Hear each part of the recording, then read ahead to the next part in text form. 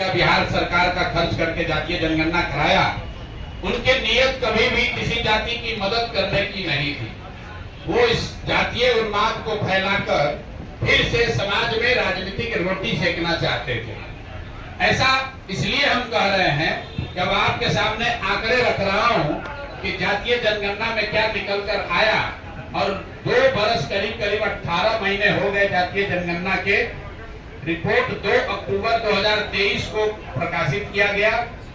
7 नवंबर 2023 को विधानसभा के पटल पर यह रिपोर्ट रखी गई और 22 नवंबर 2023 को नीतीश कुमार ने तब तेजस्वी यादव के साथ जो सरकार चला रहे थे, मिलकर जातीय जनगणना के आधार पर 5 बड़ी घोषणाएं की।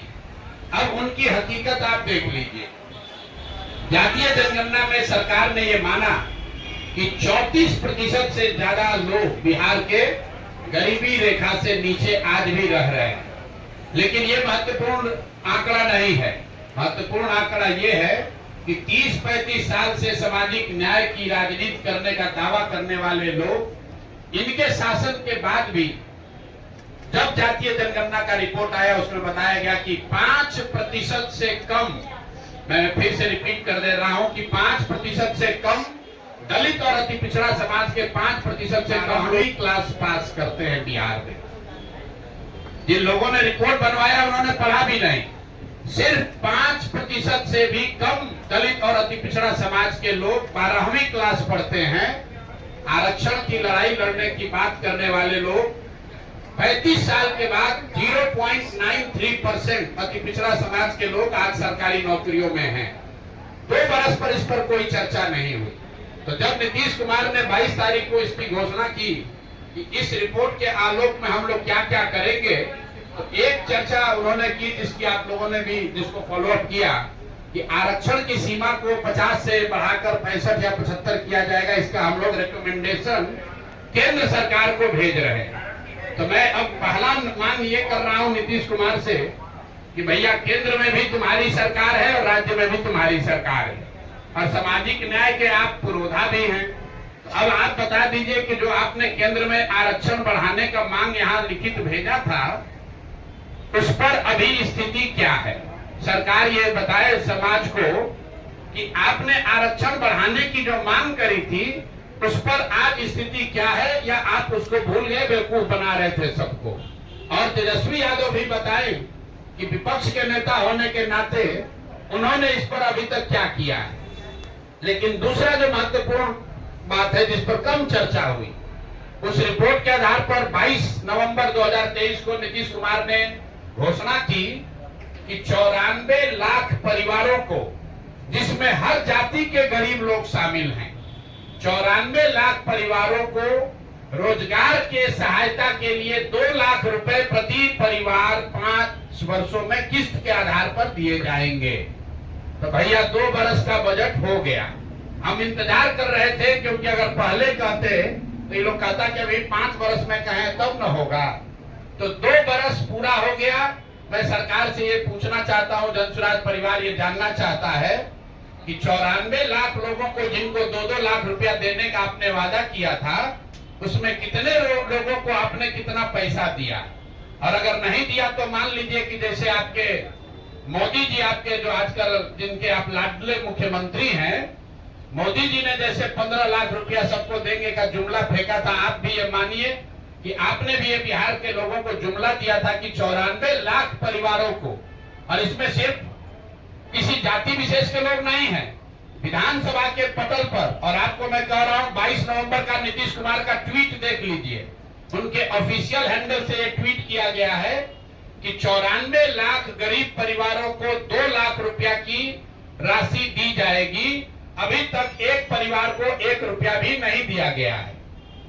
तीसरी जो बड़ी घोषणा उन्होंने की थी कि 39 लाख परिवारों को जो होमलेस है, लैंडलेस हैं, उनको 1,20,000 रुपया घर बनाने के लिए दिया जाएगा। तो मैं तीसरी मांग ये कर रहा हूं कि जातीय जनगणना के नाम पर समाज को लड़ाने की जो योजना आपने बनाई थी, वो तो कामयाब हुई नहीं। ये बता दो कि 39 लाख लोगों में से कितने लोगों को 1,20,000 रुपए की राशि दी गई है। तो जातीय जनगणना को लेकर मेरे 3 सवाल जन स्वराज के हैं। पहला कि आरक्षण बढ़ाने के लिए जो आपने दावा किया था कि आप केंद्र सरकार को रिकमेंड कर रहे हैं, उस पर आज स्थिति क्या है? किस तारीख को आपने रिकमेंड किया और केंद्र सरकार ने उस पर क्या निर्णय दिया? क्योंकि केंद्र में भी भाजपा और नीतीश की ही सरकार है, और अगर नहीं दिया तो प्रधानमंत्री अभी आ रहे हैं 24 तारीख को, तो मधुबनी में प्रधानमंत्री को यह घोषणा करना चाहिए, जवाब देना चाहिए, क्योंकि जदयू के लोग भी भीड़ जुटाने में लगे हैं।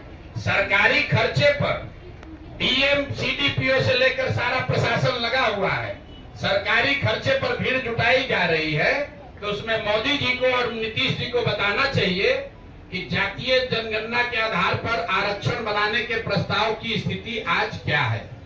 दूसरा, 94 लाख परिवारों को जो 2 लाख रुपए आपने देने की बात कही थी, उसकी स्थिति क्या है? हम लोग की जानकारी के हिसाब से, आप लोग भी पत्रकार हैं, अभी तक के बजट में, 2 बजट में इस योजना के तहत 1 रुपया का भी प्रावधान नहीं किया गया है।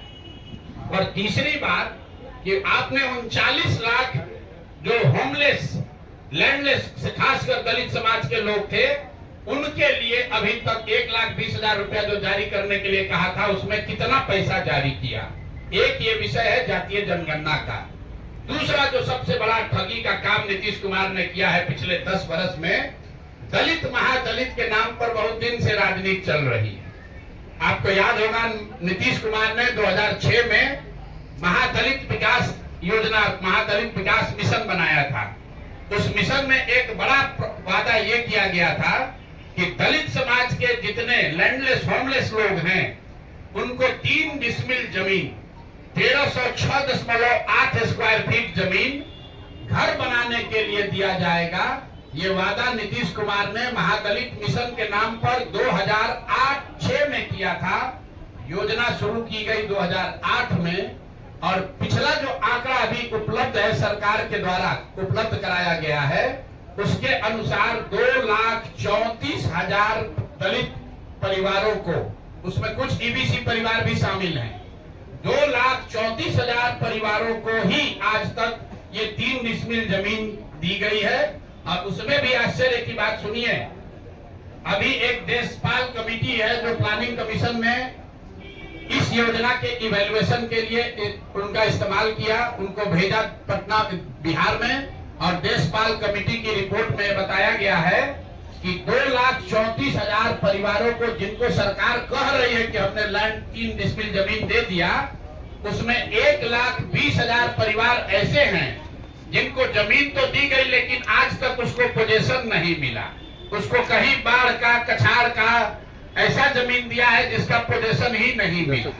तो सरकार से दूसरी मांग हम लोग कर रहे हैं कि पहला, तुमने जाति के नाम पर, जाति जनगणना के नाम पर सब में झगड़ा लगाने का कोशिश किया। दूसरा, ये दलित महादलित के नाम पर इतना दिन से रोटी सेक रहे हो, तो महादलितों को जो 3 डिसमिल जमीन देने की बात कही गई थी, कुल यहाँ पर 50 लाख से ज्यादा ऐसे दलित महादलित परिवार हैं जिनको ये इसका योजना का लाभ मिलना चाहिए था। सरकार के हिसाब से सिर्फ 2,34,000 लोगों को, परिवारों को ये लाभ मिला, और केंद्र सरकार की प्लानिंग कमीशन की कमेटी बता रही है कि उस 2,34,000 में से भी 1,20,000 लोग ऐसे परिवार है जो कह रहे हैं कि जमीन कागजे पर मिला, जमीन आज तक हमको मिला नहीं है। तो दूसरी मांग ये है कि दलित महादलित के वोट से कुर्सी पर बैठे नीतीश कुमार और भाजपाई बताए कि दलित महादलितों को कब ये घर का जमीन उनको 3 डिसमिल मिलेगा।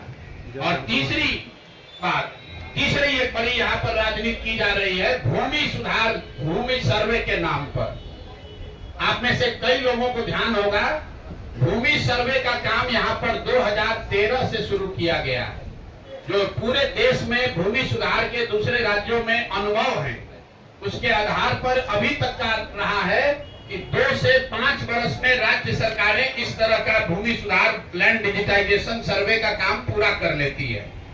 बिहार सरकार में जो लूट मची हुई है, जो कुव्यवस्था है, उसका आलम है कि 2013 में शुरू हुआ लैंड सर्वे, फरवरी 2025 में अभी तक सिर्फ 17,30,000 एकड़ जमीन ही सर्वे में डिजिटाइज हुआ है, जो बिहार में उपलब्ध जमीन का 20% से कम है। 5 वर्ष में 20% से कम जमीन का सर्वे के जरिए डिजिटाइजेशन हुआ।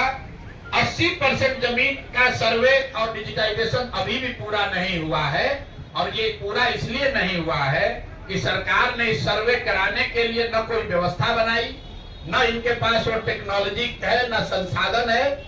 आंध्र प्रदेश में, तेलंगाना में बिहार के बाद सर्वे शुरू किया गया और 3 वर्ष में उन्होंने टेक्नोलॉजी और ड्रोन के जरिए 1-1 इंच 80% जमीन का अपना सर्वे करके कंप्लीट कर लिया। और इसमें एक और बड़ी बात सुनिए, जमीन सर्वे का असर यह है कि घर घर में लड़ाई लगा दी, भाई बहन में लड़ाई लग गया, आप में आपके फुआ के परिवार में लड़ाई लग गया। जमीन के मालिकाना हक के लिए लोग लड़ रहे हैं, और ये हम नहीं कह रहे।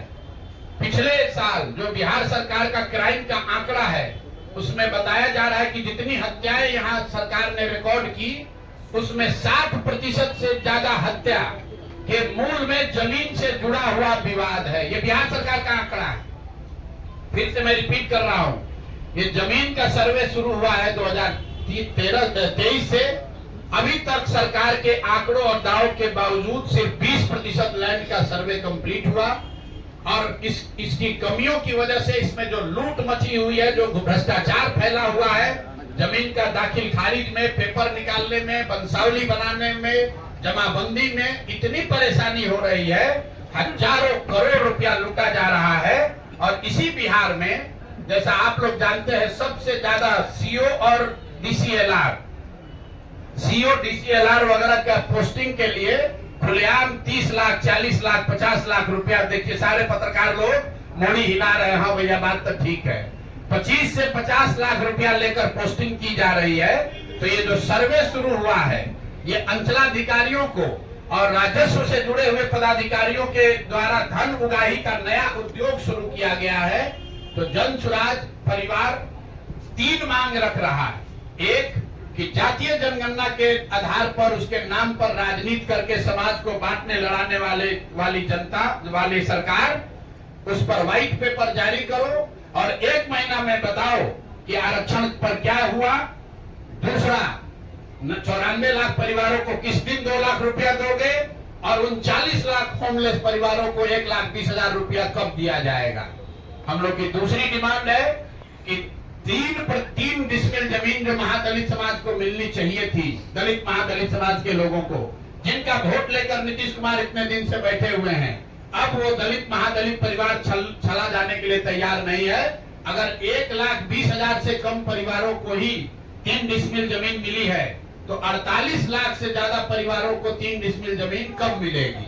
और इसमें यह भी बता दूं कि अभी सरकार के आंकड़ों के हिसाब से करीब 25 लाख एकड़ जमीन, जिसमें सीलिंग के नाम पर जब्त की हुई करीब 11.5 लाख एकड़ जमीन, और विनोबा आंदोलन, भूदान आंदोलन में मिली हुई 7 लाख एकड़ जमीन, जिसका कोई हिसाब नहीं है कि ये जमीन किसके पास है, किसको दिया गया है।